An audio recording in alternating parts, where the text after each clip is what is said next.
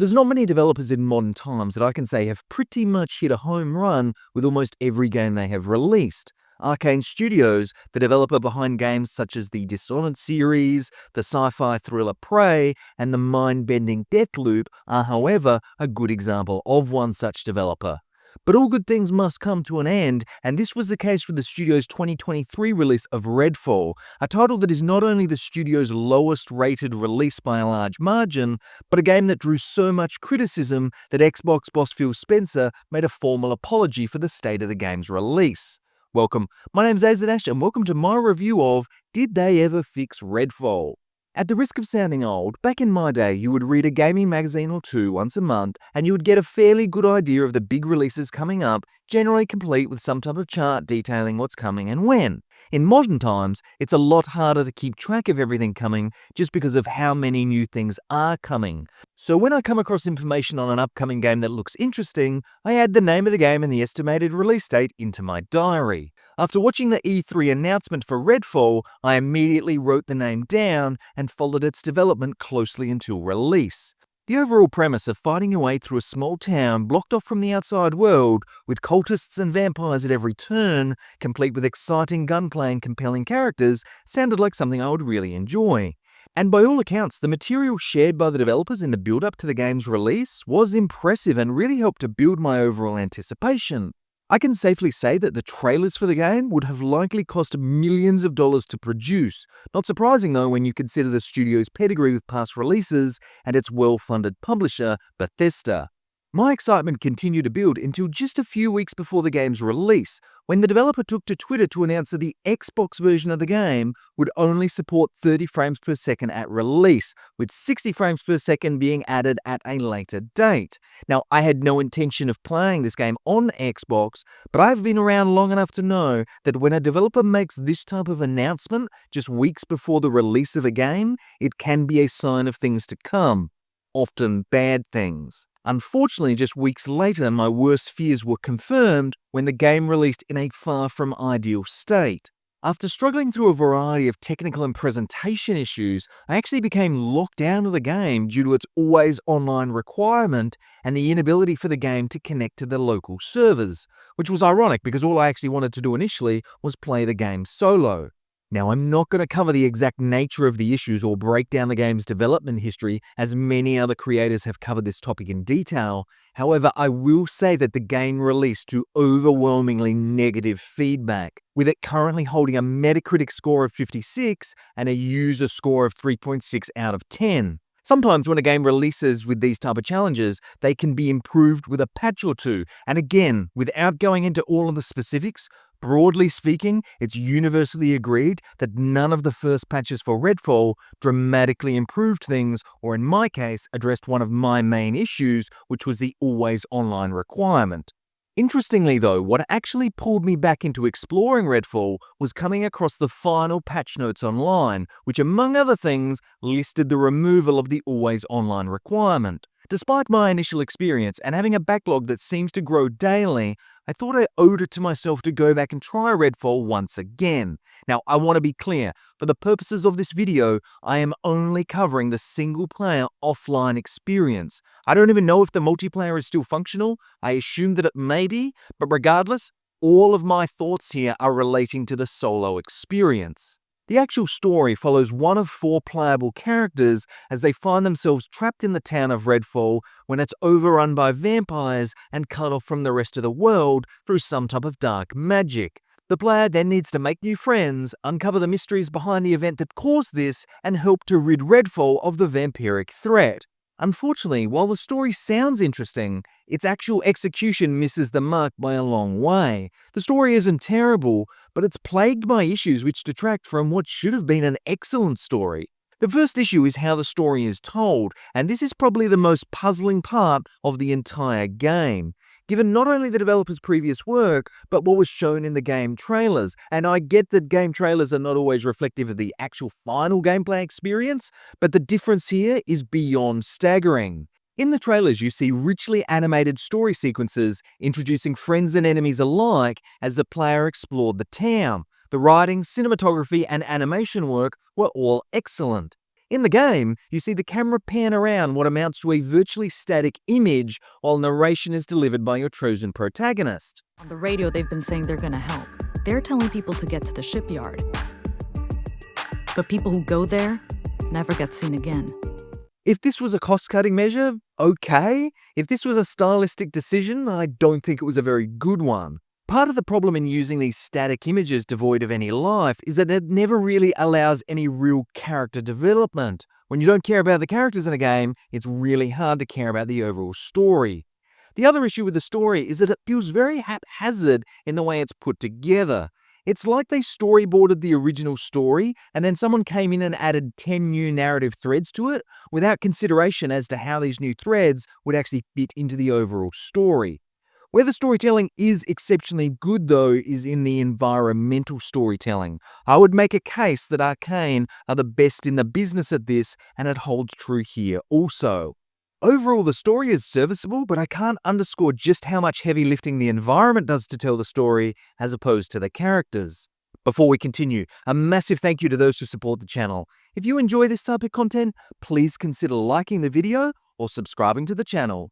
With that out of the way, let's slay some vampires, free some civilians, and head back to 2023 to remember Redfall. The first thing you need to know about Redfall's gameplay is that your experience is going to depend on which protagonist you choose to play as. Not just because of slightly different dialogue and skins, but rather the unique abilities each protagonist has.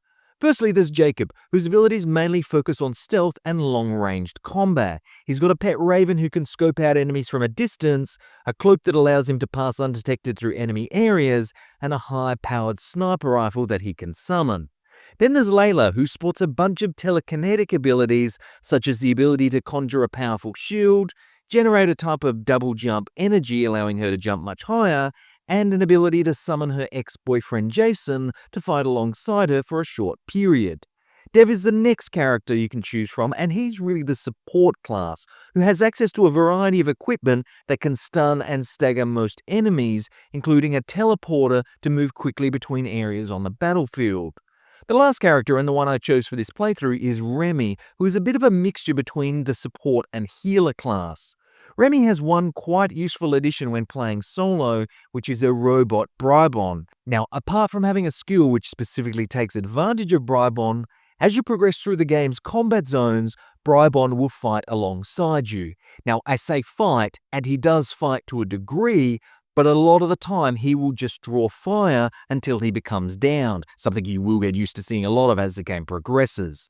It doesn't sound like much, but it does make a big difference in some of the combat encounters, as the enemies are not all attacking the player at the same time. Remy also has the ability to throw explosives, which after being upgraded can deal a very substantial amount of damage. Her last ability is not really that effective playing solo. It's casting a healing circle which heals anyone inside it. While you can take advantage of this ability playing solo, it really does feel like it was intended for the multiplayer. But I still think that even without using this ability, she is still the best class for a solo playthrough, simply owing to the addition of Bribon. As far as the basics of camera and control are concerned, they are both very good. Probably the best way I could describe control is that it feels very deliberate yet fluid.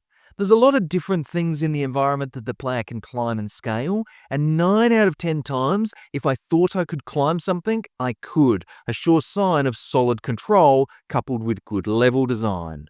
Combat is best described as an exercise in high highs and low lows. Firstly, the good. The player gets access to a variety of weapons which each loosely fall into a category. For example, there are pistols, shotguns, assault rifles, and so on. These weapons can be found throughout different areas of the game world, and each have a rating not unlike other looter shooters, with some even including extra special bonuses. Excess weapons the player collects can be sold back for the game's credit system, which can then be used to purchase additional items and supplies.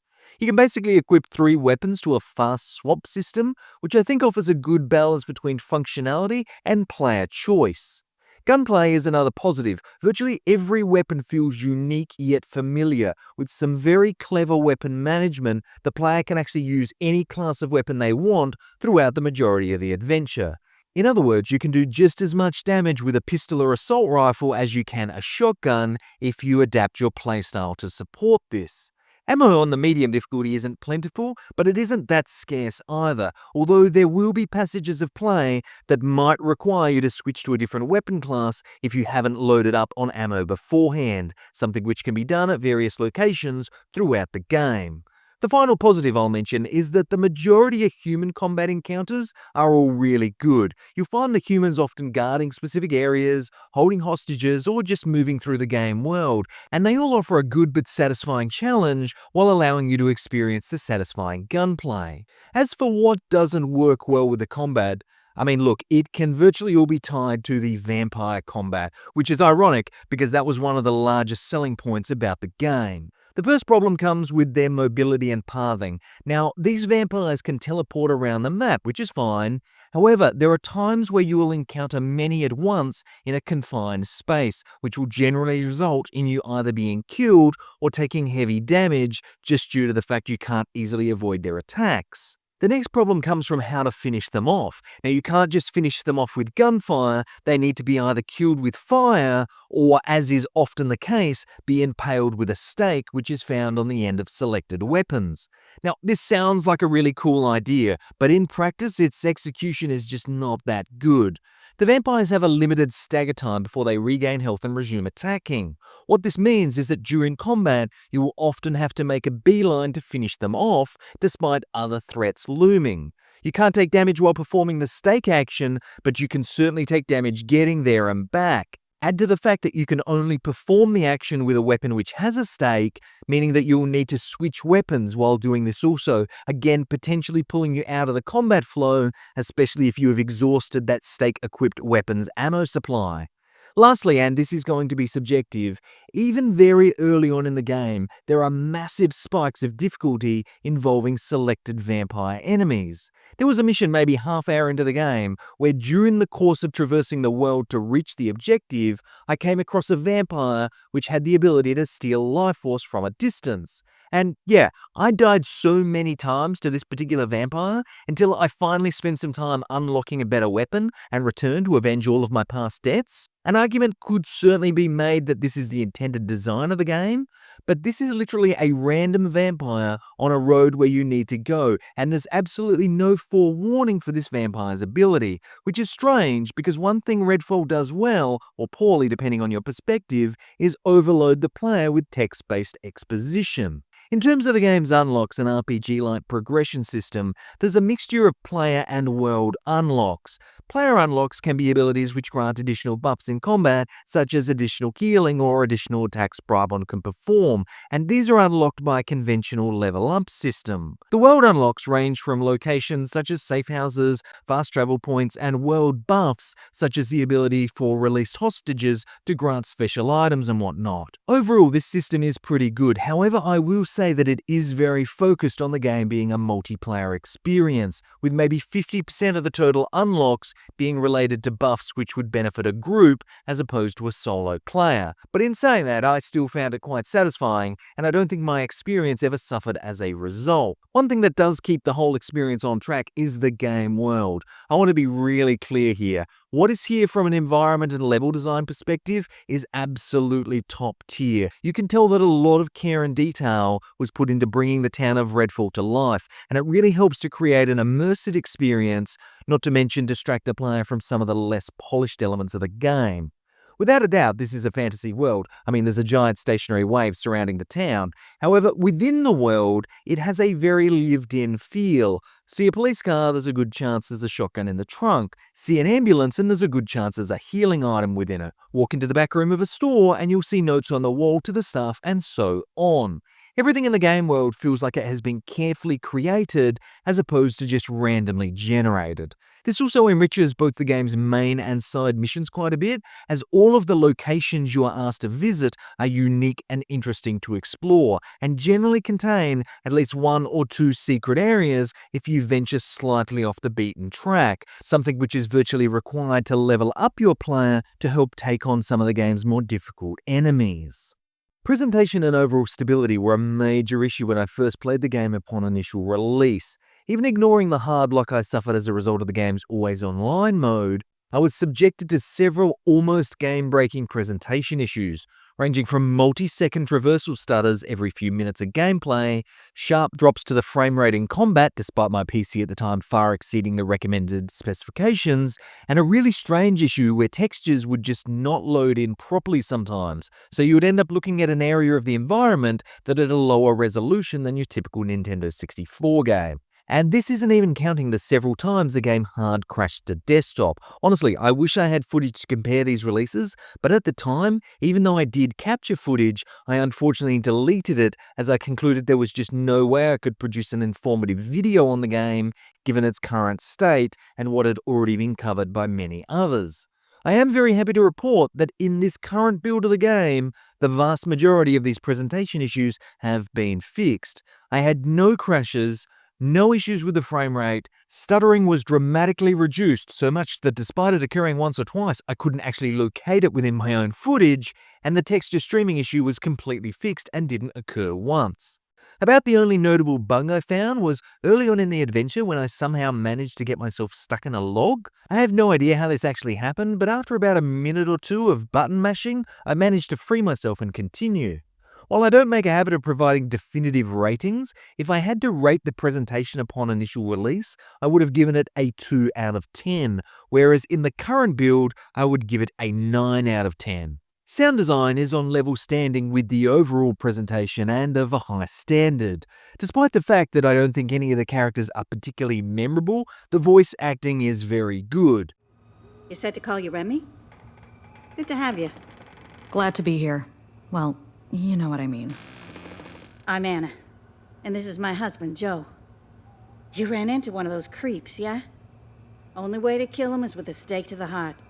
Makes him pop like a firework. Sound effects are also really good, and no doubt pull from the experience Arcane has had with other shooters.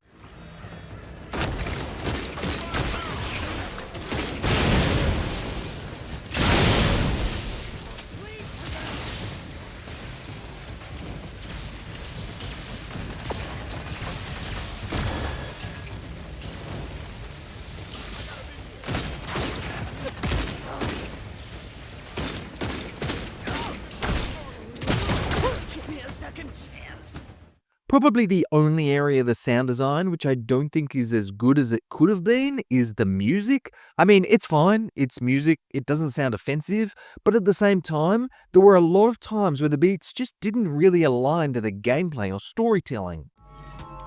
Anyone copy? This is Reverend. Read you loud and clear, Eva. You cleared out a safe house? Good on you. If it's not too much to ask, there's more you can do to help. My friends figured out some key places you can hit to fight back at those monsters. Anything you can do will make a difference. It's definitely not a big deal, but perhaps rather a bit of a missed opportunity. Now, Redfall is an interesting game. While I obviously have no idea what went on during its actual development, I get the idea that the developers realized that some mechanics were not at the standard they had hoped for, but instead of going back to the drawing board to fix them, they just created even more mechanics which did absolutely no favors to those already underbaked mechanics. The whole vampire combat is a great example of this. Ultimately, when I first decided to create this video, I wanted to answer the question of if Redfall had been fixed. However, the more I thought about it, the more I realized that given the many differing gameplay options, such as solo and multiplayer, some people are likely to have a different opinion based on exactly what's important to them. In saying that, do I think that Redfall is fixed based on my experience? Probably. Yes, I mean, there are still fundamental issues in the game, without a doubt, that unless some serious third-party modders get involved, won't be changed anytime soon. However, I would say that the game is undoubtedly in a very playable state. Whether or not that state lines up with your expectations, though, is a decision you're going to need to make yourself. But that's enough from me. Do you agree or disagree with my opinions? Let me know down in the comments below. And as always, thanks for watching.